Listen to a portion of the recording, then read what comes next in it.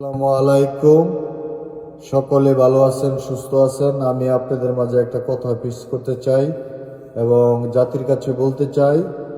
এবং আমি সৌদি আরব আসছি 2025 আনছিল আমারে আরামকো কোম্পানির কথা বইলা, এবং আইনা এমন একটা কোম্পানি দিছে, বাজে কোম্পানি।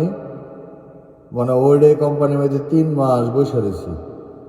3 মাস বসে থাকার পরে কোনো কাজ নাই, বাড়িতে টেকা আইন না, বিভিন্ন জায়গাতে টেকা আইন না, মনে করছে খানা খাইতে হয়। যাই হোক, এরপরে এই 3 মাস এখানে বসে রয়েছি, কোনো কাজ নাই, কোনো কিছু নেই। ফোন দিলে দালাল পরে হরিদ্রে ফোন দিলে বলে থাকতে তো হওয়া ব্যবস্থা হইব, থাকতে তো হওয়া ব্যবস্থা হইব।